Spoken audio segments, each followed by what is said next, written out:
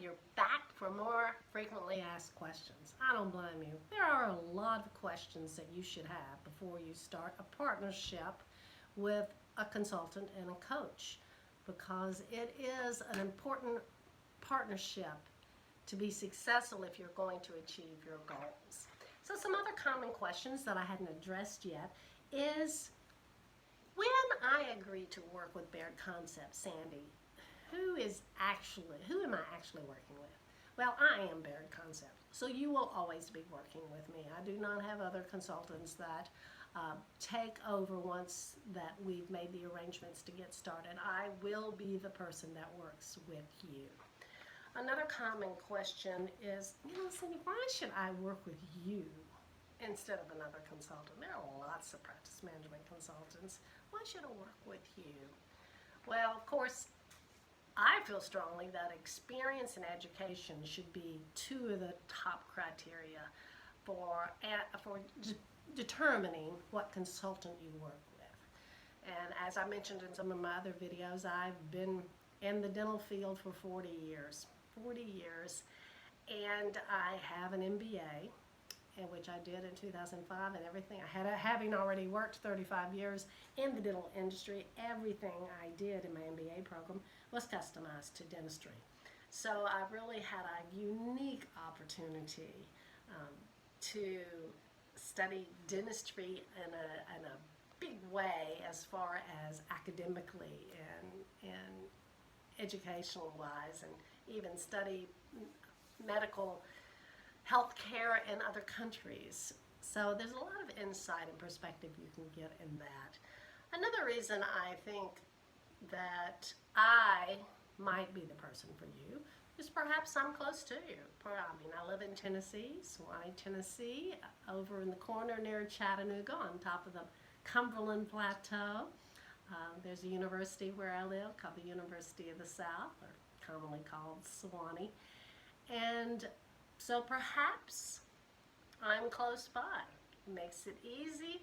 It makes your travel expenses less, so that's always a plus. Another reason that perhaps I might be your person is instead of designing programs and presenting to you and seeing if you can afford them, I try to design my programs to meet your budget. You give me an idea of how much per month that you can pay for a consultant, and I will give you some programs that will meet that budget. So I try to make it fit into your budget. I want to help people. I want to help you be more successful, and if at all possible, I don't want money to stand in the way. So I work real hard to make that possible.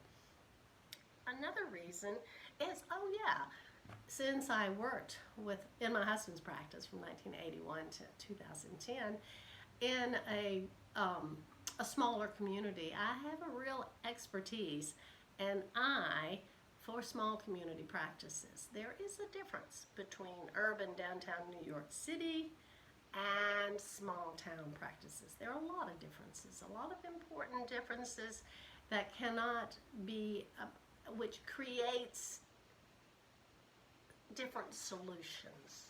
What might be a solution for downtown New York or Chicago would not at all work in a smaller community environment. So that's one expertise I have, as well as I also have a niche in embezzlement. Not that I want you to be embezzled by any reason, but I know how to implement protection and safeguards to prevent or at least discourage embezzlement and help you catch it early on. So I have that particular level of expertise as well.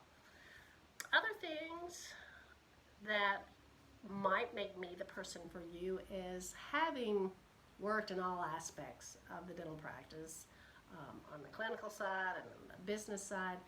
I have a lot of respect for your team members, for what their thoughts are, for what their ideas are, for engaging them early on in any kind of consulting or coaching project. You can do nothing without them on board. That is one of my top priorities, is getting them on board, getting them engaged, asking their opinion, asking them to help and how they could help. That might be one reason that you may think I am the person for you.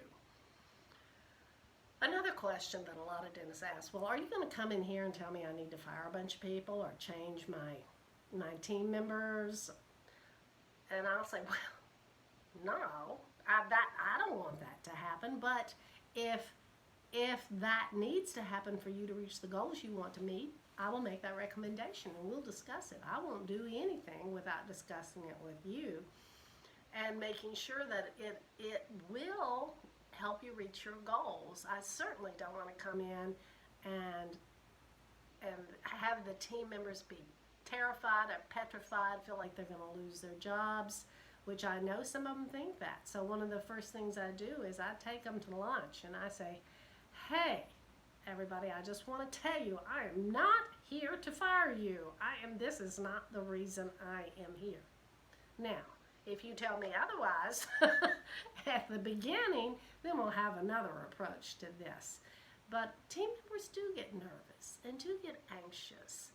And I will tell you what's interesting is that if you get a lot of pushback from your front desk on hiring a consultant and a coach in the practice, you need to take that with a particular grain of salt, because it may be, and I'm not saying this, but a lot of times when you get pushback on a change like that, for making changes and having some outside eyes coming into your practice, that means that maybe something is going on that you might not want to go on.